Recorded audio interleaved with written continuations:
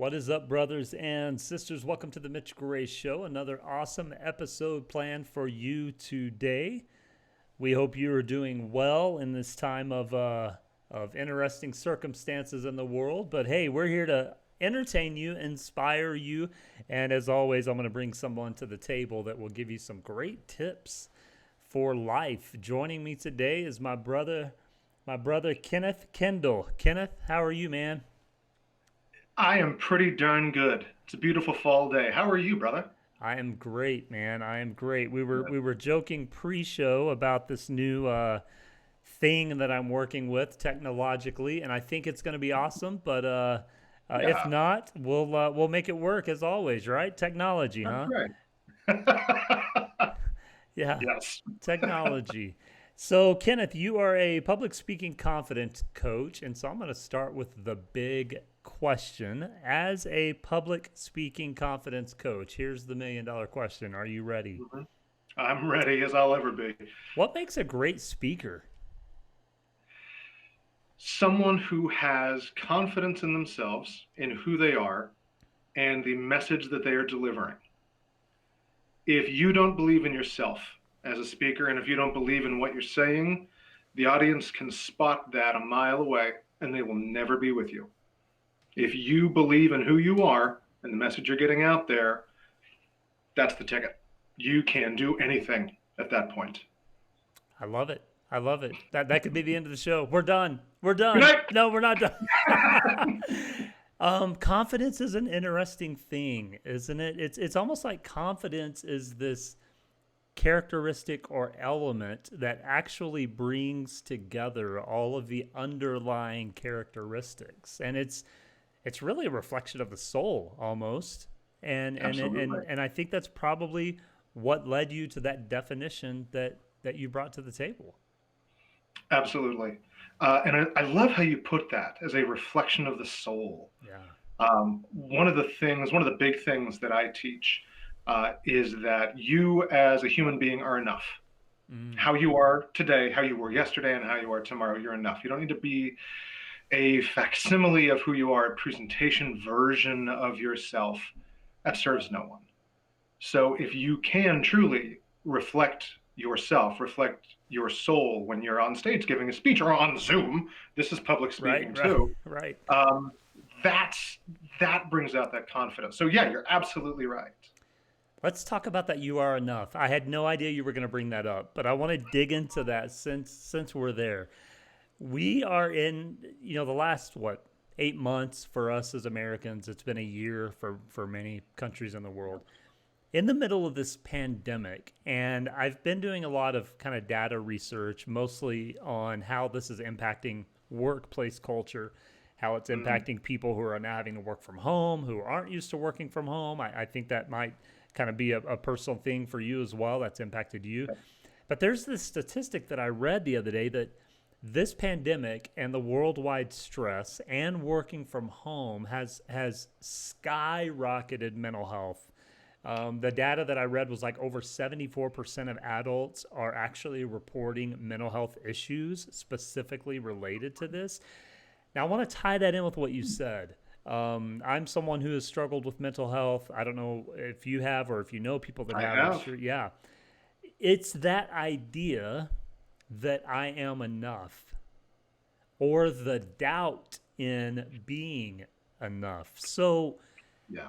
how does someone work through that in your experience? I know we're going to talk about public speaking, but Mhm. um, as someone who stands in front of people or speaks in front of people, Mhm. there's always that wicked fine line of feeling like you are enough or that you are not enough.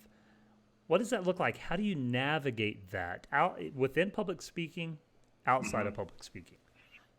So let's kind of take it out of the context of public speaking because if you can, because this applies for any skill, Mm, um, whether you are enough as a swimmer, as a cyclist, as someone who fixes roads, it doesn't matter.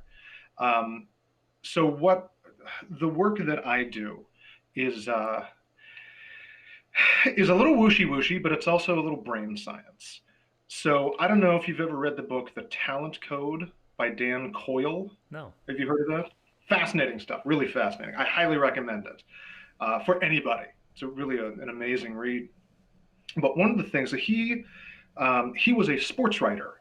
That was his career. He was a sports writer, and what he started noticing is there was these hot spots around the world that were producing a disproportionate amount of talent than everybody else. And he just gets like, why? Why is this tennis camp in the middle of nowhere, Russia, putting out more world champions than, U.S. Olympic team? Right. Why is this soccer camp in Brazil putting out more? So he went on a research quest and discovered the training methods these folks were using, and it all has to do with myelin, which is a term that most people might not know. It's a chemical in your brain.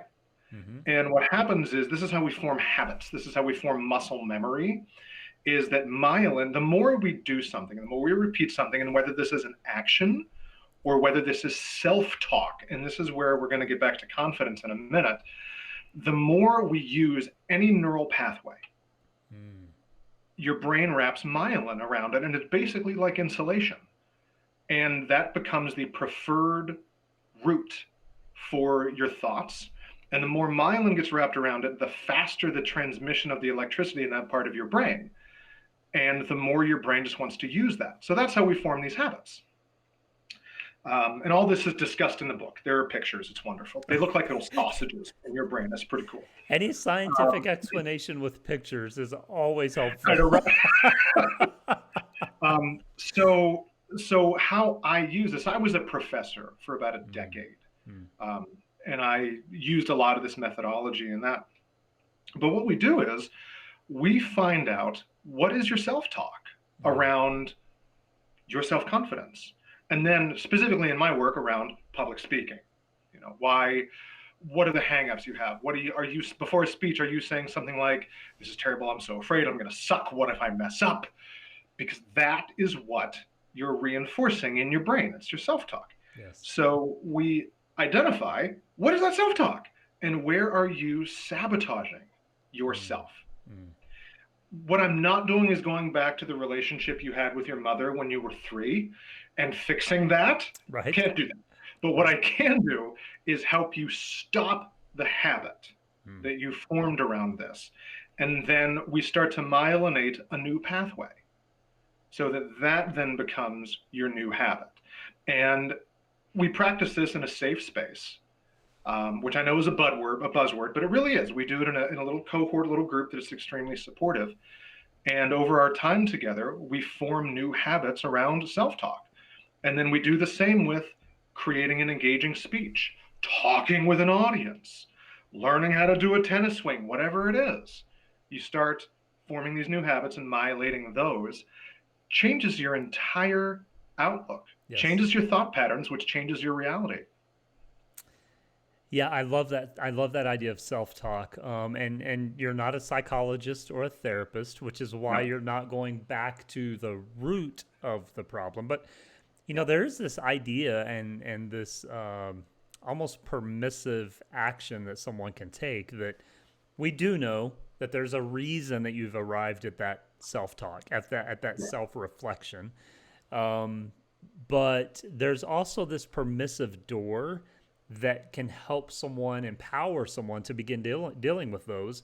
And actually what that is that self-awareness. And that's really what you're discussing here. Absolutely. Is the self-awareness to go, I mean, we're all our own worst critic, right? Like I had a guy tell me in high school, a mentor of mine, he said, 90% of the stuff you think others think about you, they don't think about you. Right. And that's almost that open door to the negativity is, oh my gosh, what are they going to say? How are they going to respond? How many likes am I going to get? This speech is terrible.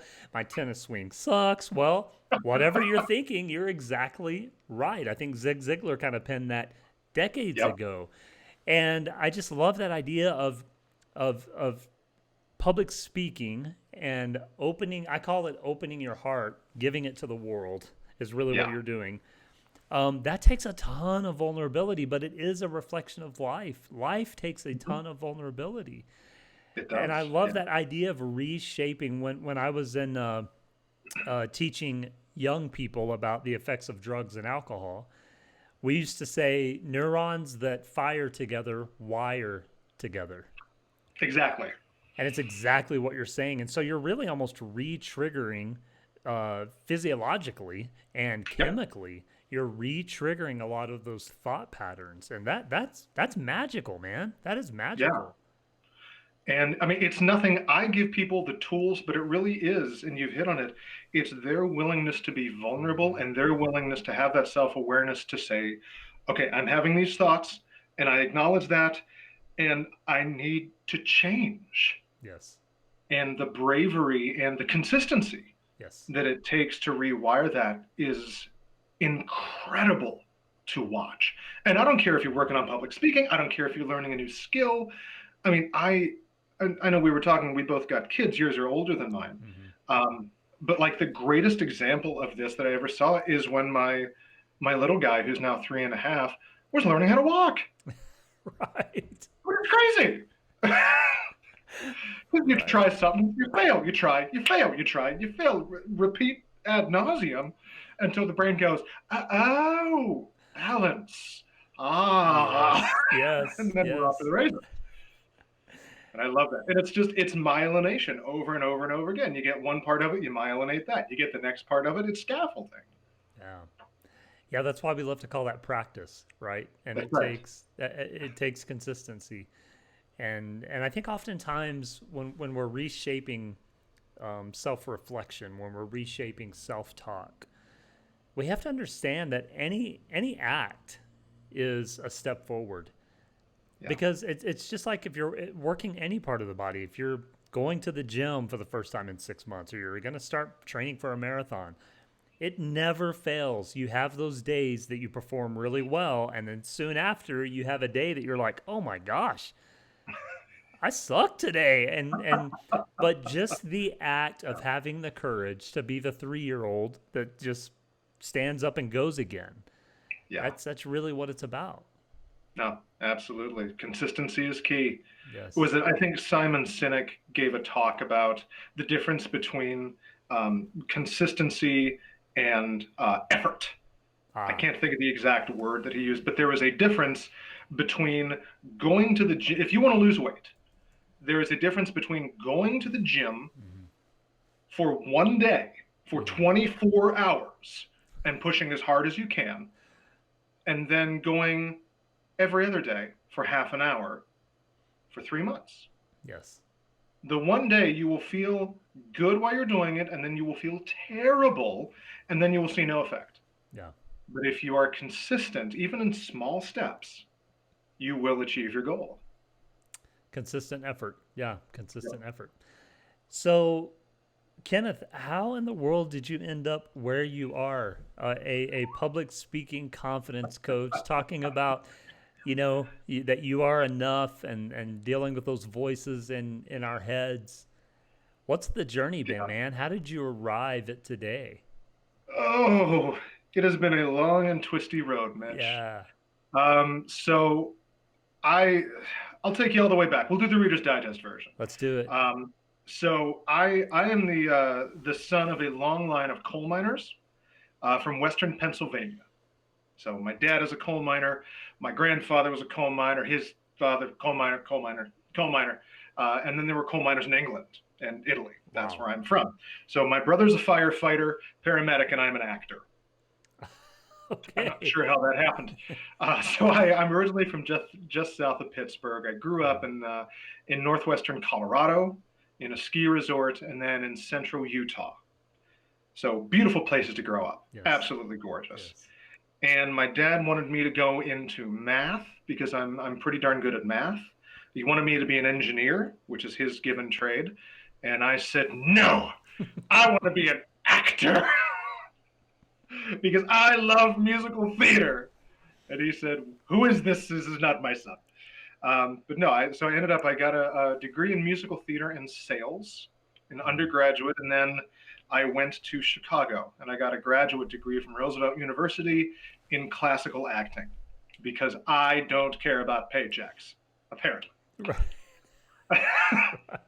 And that honestly, it was my graduate work where that really got me into the "you are enough" idea, Mm, because the acting there is all about just being honest and open and vulnerable, mhm. which is all good acting really is. So I was an actor in Chicago for a number of years. I actually paid all my bills with acting. I was one of the very fortunate few. So I focused mainly on Shakespeare and new musicals. And that's actually where I met my wife. We met on stage in a new musical and we ended up dating, which you're never supposed to do, Mitch. You're never supposed to date someone you're in a show with. It's called the showmans and they never last, Right. except for me and my wife. We're doing this fine. Awesome. And then once we got engaged, I had heard of this thing called health insurance, which I thought sounded interesting and maybe I should get some. Right.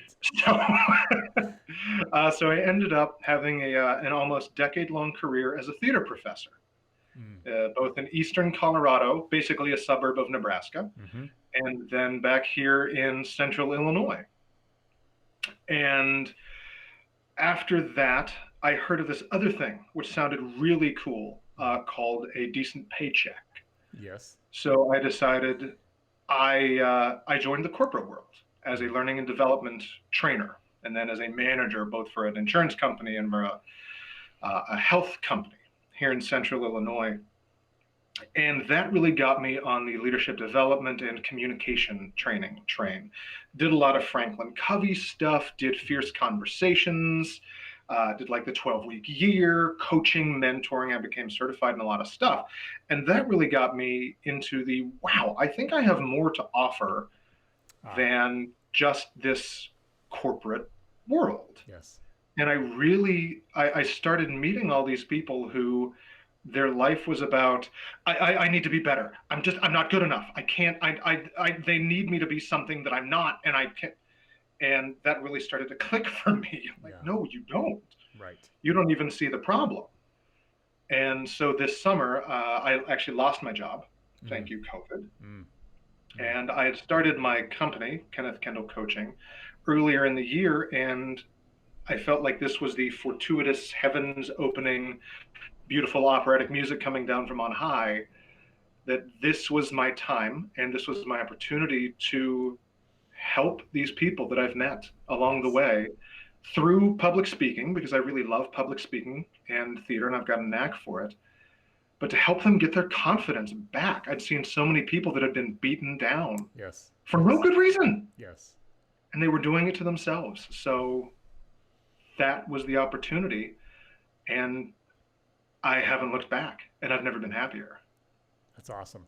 Yeah. Yeah. How has it been building a business during this time of life? I have nothing to compare it against Ah. because I started my business in April. So we were already in the throes of it. It's been fine. Yeah. Yeah. Now, I'm sure if I had started, 5 years ago, I'd look at this time and go, oh my gosh, it's terrible. Right. It's been great. I've gotten to help a lot of people. Yeah. And the results, I want to hug people. I can't because they're all over the planet Right. and, Right. COVID. But it's been fantastic. Yeah. Yeah. That's Yeah. awesome, man.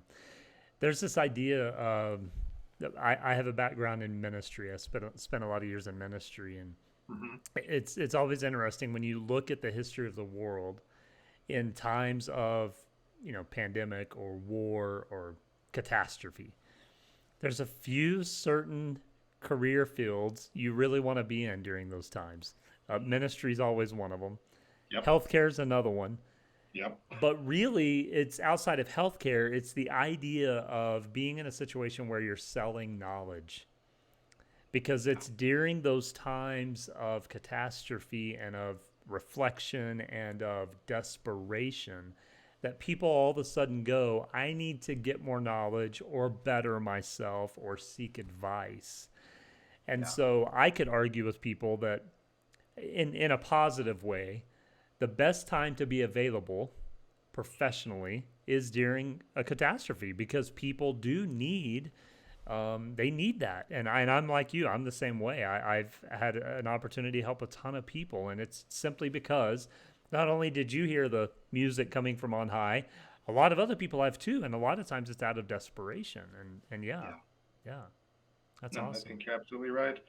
And I mean, I'm glad that you mentioned that just with your calling and with your background in that. I have found that throughout history there are really our two backgrounds in spiritual and the theatrical have always been Hmm. intertwined. Hmm. So it's always fun to talk Yes. with someone who has a similar background. Yeah, It's two and sides of the same coin.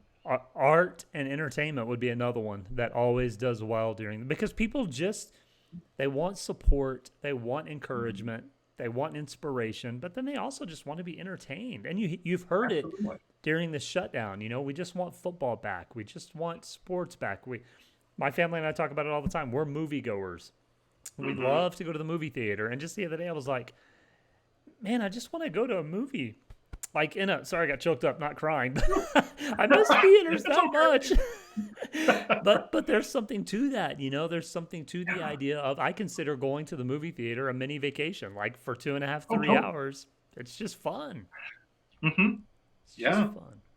Yeah. And I mean, I'm kind of in that same vein. You look at the viewership of Netflix and Disney Hmm. Plus and Hmm. Hulu and all that just skyrocketed. Yeah. And yeah, some of it is because we have nothing else to do, but Right. we are seeking comfort. We are seeking the human experience. We are seeking those mini vacations. We're seeking escape, and that's where we turn. And it kills me. I mean, I look at Broadway. They just announced last week they're going to be closed until at least Hmm. the spring of 2021. But what we need right now are those experiences. I don't want anyone to get sick. I think it's a good thing that they're staying closed. Right. But Right. but there is something to that that helps us in the healing process and getting back to our humanity. Yeah. Agree. So someone comes to you, Kenneth, and they say, I've never spoken in front of anyone before. And they all of a sudden have, let's just call it a job interview. Let's make this as Mhm. applicable as possible for people that Absolutely. might be listening. You and I are meeting people every day that are working on resumes and, whatever that looks like. Yep. What does the process look like? Let's say that someone comes to you and wants to be a client and go through your whole program, and then I want to come Mhm. back and talk about someone that maybe you could just give some small pieces of advice to. So what would that look like for someone to come to you and say, "Hey man, I want to get in your program and improve my skills"? Yeah. So first and foremost, we have a conversation via some virtual conversations here. Yeah, Zoom, whatever. And I'm switching. I'm not sure which platform I'm committing Right. to yet. It's all Right. changing. But we have a conversation and we talk about where you are Mhm. and what's going on in your life and your experiences and where you want to go. And this is an opportunity for me to get to know you, potential client, and you to get to know me. And first of all, see if there's a chemistry there. Like, should we be working together, or can I recommend someone else? Is what you're looking for something I can help with? And hopefully it is. Yeah. Hopefully, we get along famously and life is good. And then I send over some notes. I send over a breakdown of my program or some ideas about what I think we can be working on. And after you've had time to look that over, we have a quick second call. We make sure that we're still jiving, that we feel we would be a good fit. We agree on a structure, and then we go from there. Mhm. And usually my big programs, I've got a 9-week program that's called Confidence Boost. And you have to say it like that because there's a picture of a rocket Yes. after Yes. it. Yeah. Right. Um, so the first 3 weeks are really centered on getting to know you Ah. as an individual, looking at what is that self-talk, where are your areas where confidence might be lacking, and starting that rewiring. And you start to discover your body language and what that has to do with confidence, Mhm. Mhm. and your physical voice and breathing apparatus Mhm. and how those contribute to your confidence. Yes. The second third, 2/3, is really about how to improve your speaking skills in terms of how do you write a better speech, how do you engage an audience, how do you tell a better story based on all of the stories we've ever told. We use a lot of Joseph Campbell. Yes. If you've ever read Joe Campbell, good stuff. But it's how to be there authentically with your audience. And then the third, or one, if we're talking to the math people here, is really how to present, Mm. how to be yourself in front of other people, how to warm up, how to practice, how to manage nerves or anxieties before you get on stage so that they don't rear their ugly head when you are on stage, and how to manage them if they do. I love So, that. yeah, that's a big process. Yeah, I love all of that, especially that last part. Really, what we're talking about is being proactive Yeah, and preparing yourself. I always tell people you should be so prepared that you don't even have to think about it. And that's again, right. that applies to everything, especially public speaking, though. If you're prepared and prepared enough that you have space to roam, you Yeah, have nothing to worry about it because you know what to fall back on if you need to fall back on something. absolutely. Yep. And that's I've got a lot of improv training in my Mm. background, and it's a lot like that. You know Yes. your material so well that you can riff on it. And if Yes. someone throws a wrench into your works, it's okay. I Yeah. got this. Yeah. Yeah. Yeah. I love it. That's a strong program, man. So let's go to the person that may be listening, Yeah. isn't quite ready to go into a program. That there's always those people that are like, and to be honest, I'm kind of one of those when it's like, okay, I know I need to invest in that, but I need to research it a little bit more. Absolutely. Yeah. So maybe that person is a school teacher, all of a sudden Hmm. dealing with virtual learning. Maybe that person is getting ready for an interview, whatever. Hmm. They're about to be in front of people.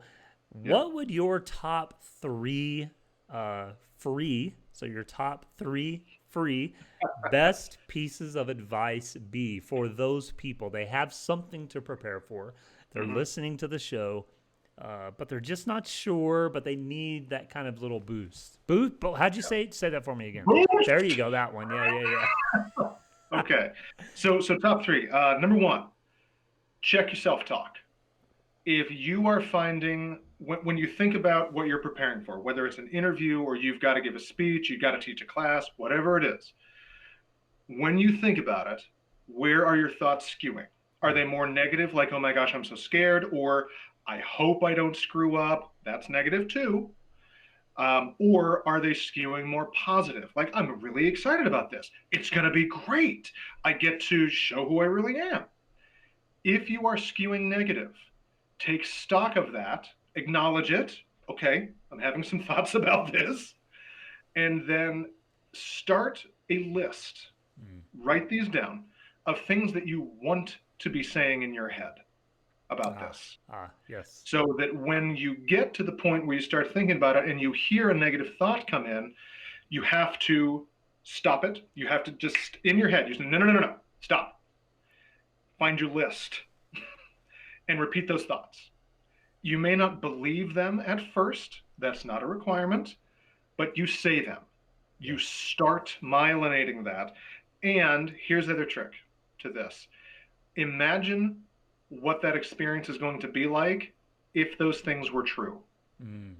So Mm. get emotionally invested Mm. in what would happen if these were true. So maybe, you've been saying, I hope I don't screw up. Instead of that, say something like, I'm going to be brilliant, or Mm. they're going to be very impressed. So repeat that. And then what is life going to be like when you're brilliant? Wow, what's that going to feel like? Right. And then start to imagine that. That's going to help myelinating. So that's tip number one. Tip number two is how you practice. Um, so if it's for a job interview Mm. and it's going to be virtual, which most of them are these days, ask a friend, ask a colleague, whatever, someone in the next room, to get on a call with you and practice asking you interview questions. What you, as the person who's preparing, should really do is, as much as you can, recreate what the experience is going to be like. So, if there is a specific outfit that you're going to wear it. If it's at a specific time of day, try to make it around that time. If you're going to do it in a specific location, do it in that location Mm. or approximate it as much as you can. So get everything to that point and see if you can get, some very common interview questions and get in the habit of answering those and getting those questions in this space. If you have a PowerPoint presentation, practice it. Yes. So practice in as much of an equivalency as you possibly can. And please use a friend for this. Get someone to ask you questions. Please. Yes. That's a huge part of it. And the third one is don't be someone that you are not. This is especially true for job interviews.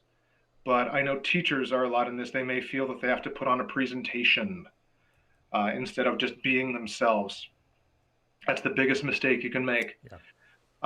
This goes back to the you are enough, who you are, the life experience you have had, all of the failures, all the wins you have had, everything that has made you you. You are enough, my friends. You are exceedingly interesting already. You are the only person like you in the world.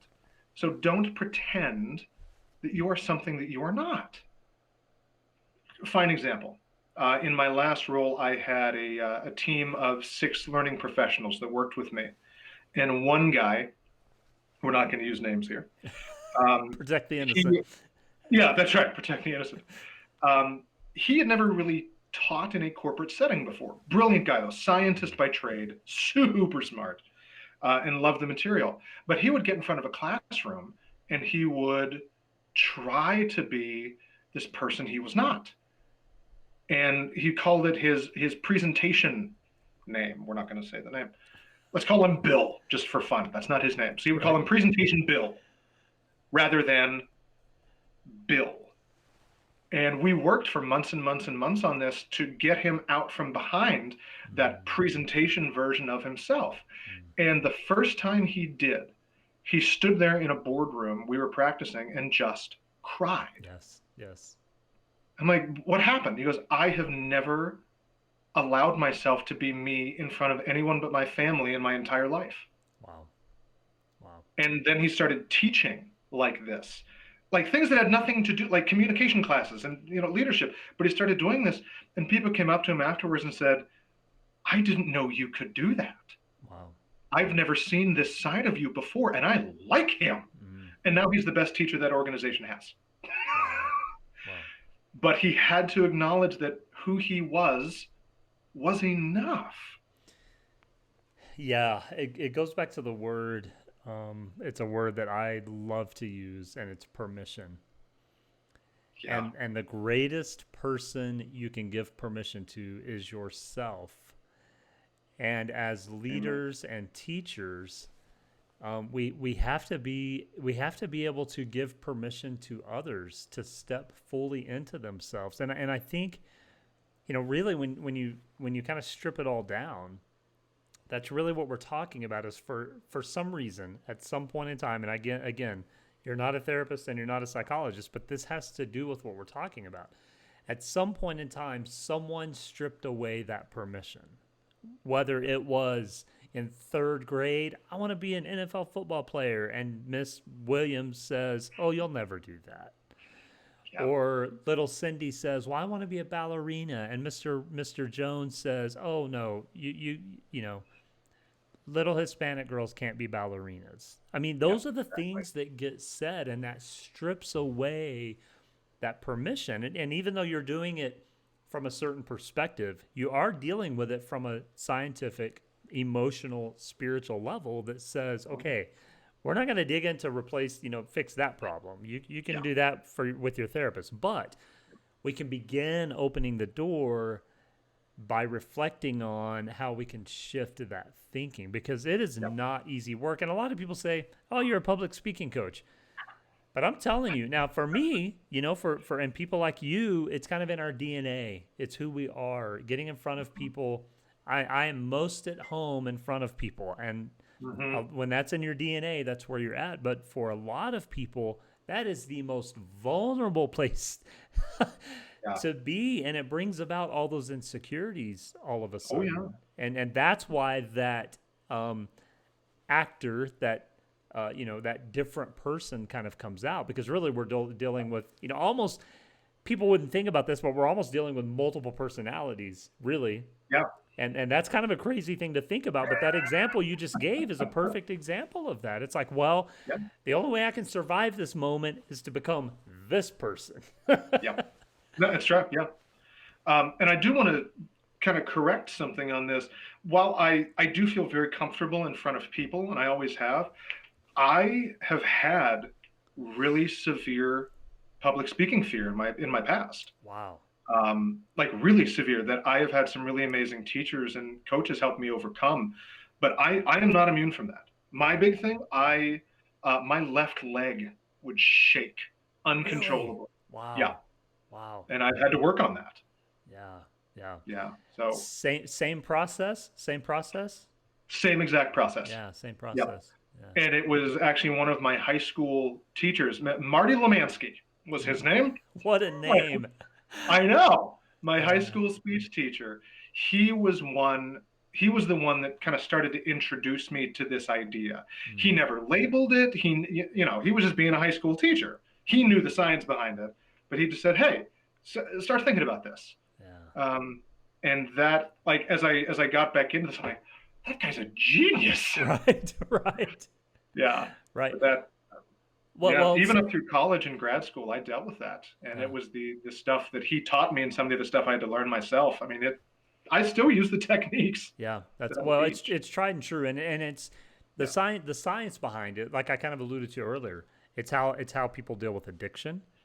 It's Yep. how people deal with what we talked about, multiple personalities, but it's kind of the same. The science behind it is the same of how powerful the mind is, and they've even proven. I mean, you can go back to the studies of like water pills and stuff. Oh yeah. How just thought can actually change the biochemistry Yeah. of your body, and it is incredible, and that's really what you're getting down to when it comes down to the nuts and bolts of it. Yeah. I mean, if we're talking about self-talk, just from a scientific standpoint, our brains process roughly 750 words per minute. Mhm. We tend to speak somewhere between 140 and 160 words per minute. Yeah. So that's what we're hearing. But that other 600 words that our brain processes, that's Right. self-talk. That's our Yes. thoughts. Yes. Yes. Super powerful. Yeah. And the great thing is, probably the most powerful thing of all, is we get to choose. We get to Amen. choose. Some days are more difficult than others, but we get to choose what that looks like.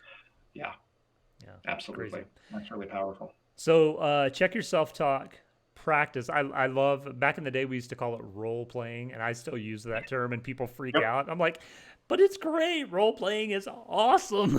It is. Yeah. Yeah, and authenticity. Well, I exchanged what you said for that one word, authenticity. Yep. Be Totally authentic. fine. Yeah, be Yeah. authentic. Authenticity. I love those. So I Yeah. want to go back to, you kind of alluded to it a little bit, some experiences that you've had, with public speaking, et cetera. Mhm. But was there a moment in life for you, an experience that you kind of reflected and said, no, I really want to help people. I really want to empower people. Was there kind of a moment or a season that really kind of kind of almost put you in a situation of pressure internally, where you said, no, no, no, this is where I want to be? Yeah. So it was actually my first year as a college professor. I I'd always known that I wanted to be a teacher. Mm. It was just from when I was little, I knew that at some point I wanted to teach. I didn't always know why or what I wanted to teach, and then I got into theater, and I'm like, oh, I'll teach this. Yeah, That sounds right. fun. That's easy, Yeah. right? But my first year teaching at Northeastern Junior College in Sterling, Colorado. There you go. Nobody's ever heard about. Um, I was asked to teach some public speaking courses, and so so you got a picture. So Northeastern Junior College, affectionately called NJC, little 2-year liberal arts college in the middle of the plains. Basically, I mean, the nearest towns were in Nebraska and Wyoming. Mm-hmm. Okay, bunch of ranch kids, Mm. farm and ranch kids, Mm. and like the one random hippie in town who we Right. love, by the way. They're amazing.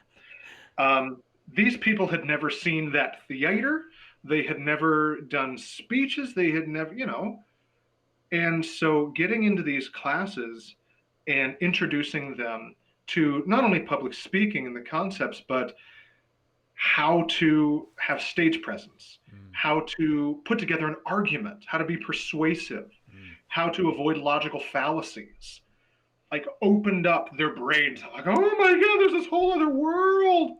Right. We started talking about Sophocles, we started talking about Aristotle, and like everything kind of clicked for them. And the moment for me happened when one of my favorite students, his name is Bobby, and we are still very good friends. He's kind of like an adopted third son at this point. But I watched him transform from someone who was funny because he had no self-esteem. That was his defense mechanism, was to be funny, into this kid who was exceedingly confident and became one of the most generous people I have ever met. And he's still hilarious, but it's not a self-defense mechanism anymore. And I saw this shift happen very quickly because, and not just because of my class. Right. Don't get me wrong. He's learning. He's in college. Lots of things happen. But the lessons that he was learning, I know some of them he picked up from my class. And when that happened, when I would see him interact with people, kind of before and after, it's like that. That's the moment right there. If I can help more people get to that, get to be your authentic self, that's it. I'm good. Yeah. That's Yeah. it.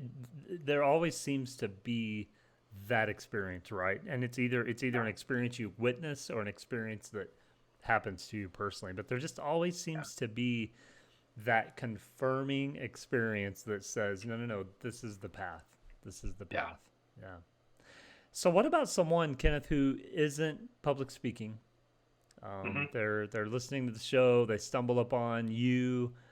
They go to your website and they check out everything you're doing at Kenneth Kendall Coaching. What about the person that isn't public speaking? Is that someone you work with? Is that someone you can help? Someone that just says, I want to improve my presence and myself and my self-talk? Yeah, great question. So first, I would argue that everyone is engaged in some sort of public speaking. Public speaking isn't just standing up on a stage behind a podium and giving a lecture. Yeah, that is one form of public speaking. Public speaking is also what we're doing right now. Yes. Public speaking is anytime you jump on a meeting on Zoom. Public speaking is anytime you're in a meeting and you have to talk. Anytime you are speaking to someone else, that is technically public speaking. So everyone is a public speaker, just in varying forms. So there's my first part. But yes, I have worked with people who public speaking is not a large part of their lives. And we focus more on the confidence piece.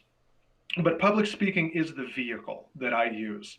So it may not be getting together and, you have to write a 12-minute speech about why you feel that Las Vegas is the ideal destination for your family vacation. Right. But I feel that there is a lot of value in learning how to tell your story.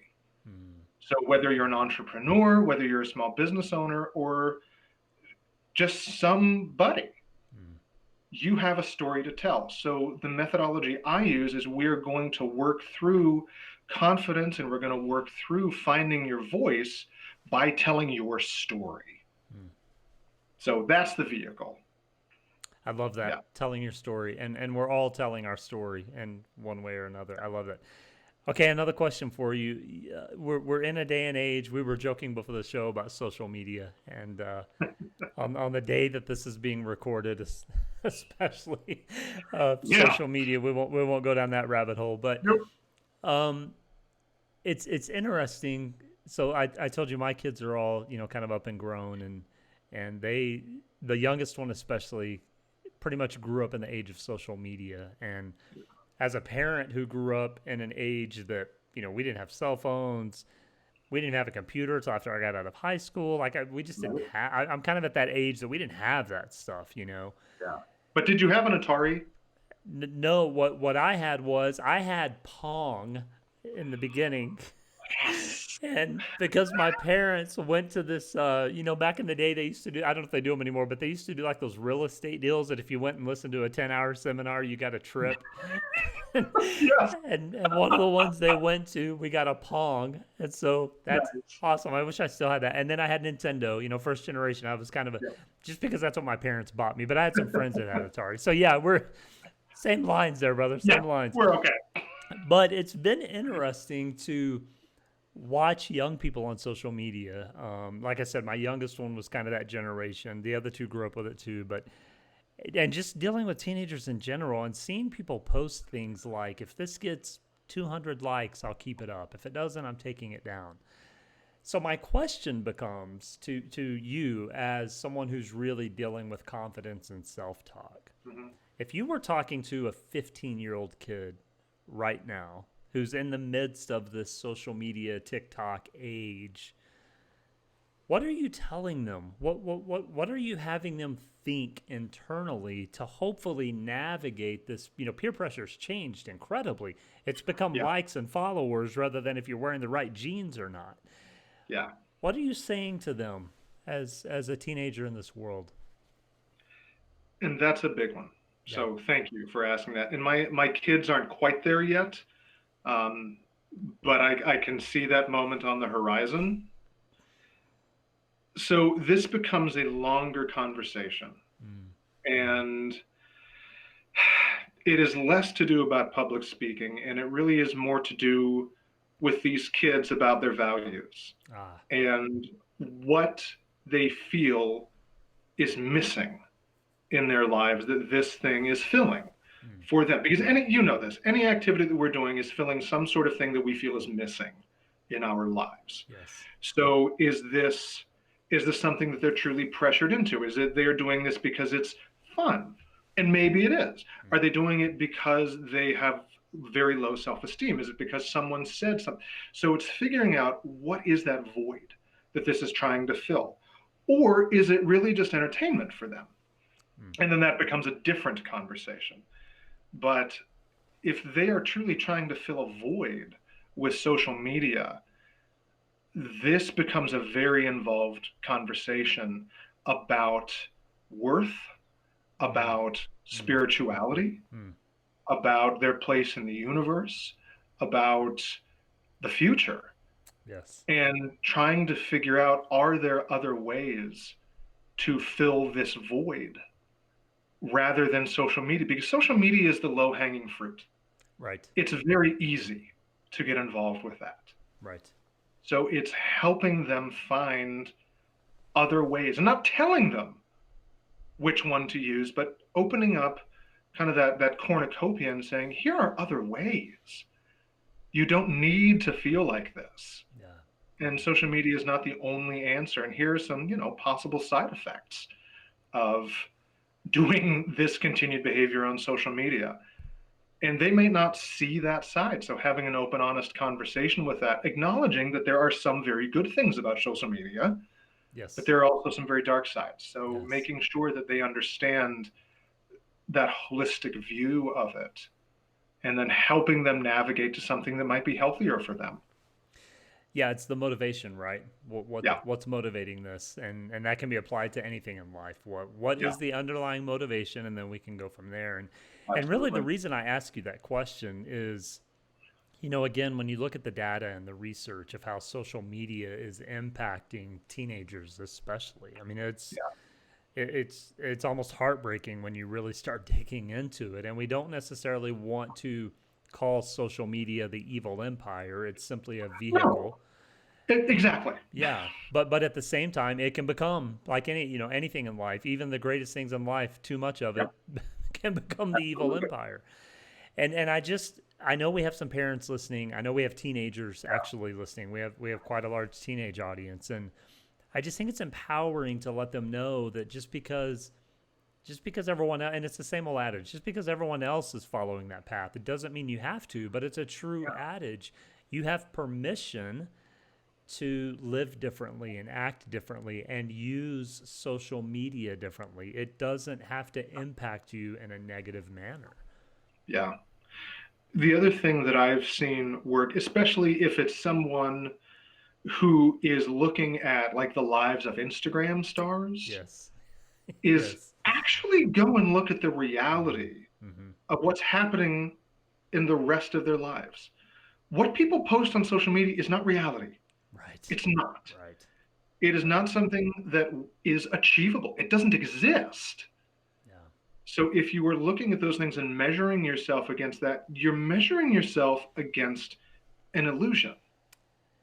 And Yes. I guarantee people who are living on Instagram and posting that, I am going to guarantee their lives are not nearly as happy as you think they are. Right. And if that's what you're aspiring to, you are in Yeah. for a world of surprises, of which you will not care for most of them. Yeah. It's the Kardashian syndrome, right? Everything's I got to wasn't be going to say that. pretty. And yeah, I'll say it. It's exactly what it is. Yeah. Interesting. The episode that'll come out this week with my friend Mike Patchen, he mentioned the same exact thing. And we were talking about entrepreneurs, and he's like, what's crazy is all these entrepreneurs that are posting on social media and these private jets and this, that, and the other. And you see other people, Gary Vaynerchuk actually posts a lot about that. Oh, yeah. And he'll post, hey man, I've been up for 15 hours today, had to take 2 flights, and I'm trying to get home for my kid's birthday. This is what being an entrepreneur looks like. And I And that's why I love, like Gary Vee. yes. I mean, you talk about authenticity. You get what you get, and if you don't like it, you don't like it. I mean, it just Yep, is what it exactly. is. And I think that I'm the same with you. But there is, when we can look at people that live vulnerably but authentic, get it out. It becomes so much more valuable, and that is the beauty of social media, is those connections can happen. And that's the message I want young kids to hear, is that social media, again, isn't the evil empire, but how we're using it and what value, to your point, that we're giving it is really kind of the fine line. Yeah. Yeah. And I mean, this may resonate more with some of the adults or people in their mid-20s, but look at the Fire Festival Mm-hmm. that happened how many years ago now? 5, Yeah, 6? yeah. I don't know. But all the Instagram messaging, all the Facebook messaging, look at this amazing thing. And then you got there and it was tents and no toilets and no food, and people got stranded for 2 weeks and lost Yes. a ton of money. Yeah, it's lost a ton of money. It's exactly right. Kenneth, this has been great, man. You've brought unbelievable value to people, actionable value, which I really love. Folks, go to KennethKendallCoaching.com. That's Kenneth's website. It's a great, easy to navigate website. He's got some great input on there, and his program is listed very, very clearly on there as well. KennethKendallCoaching.com. We'll put that in the show notes. Make sure you follow Kenneth on LinkedIn. That is the best way to stay engaged with him, and he's on there often, I can attest. And so search him on LinkedIn. Kenneth Kendall, will put his link in the show notes for that as well. Kenneth, tell me the book, The Talent Code. What's the author's name again? Daniel Coyle, Daniel Coyle. Okay. Yeah. The Talent Code by Daniel Coyle. If you're looking for a new read, I would say go out and grab that one. Just the title alone, they did a good job. They did a good job titling that. Sounds interesting. So, Kenneth, before we wrap things up, leave the people with one more thing that you would like to finish things out with, and then we'll do our 5-question speed round the way we end every show. So, yeah, give the people one more piece of advice. So, what I would like you to take away from this, and I've mentioned it a few times, is that no matter where you are in life, no matter the struggles you have had, no matter the things that you wish you had done or wish you had accomplished, or the things by which you are measuring yourself, my friends, you are enough. You are interesting. You are talented. You are a gift to the rest of the world. Trust that. You are enough. Yes, I love that. We need your story, brothers and sisters. We need your story to make humanity what it's meant to be. I love that. Okay, are you ready for our 5-question speed round, Kenneth? Everyone does this. 1-word answers only. 1-word answers only. We'll see how you can stick to that. I like to challenge everyone on that, because if I was being asked the questions, I probably wouldn't. I probably wouldn't be very stay within the lines guy, right? Yep, I'll do my best. Yeah. Okay.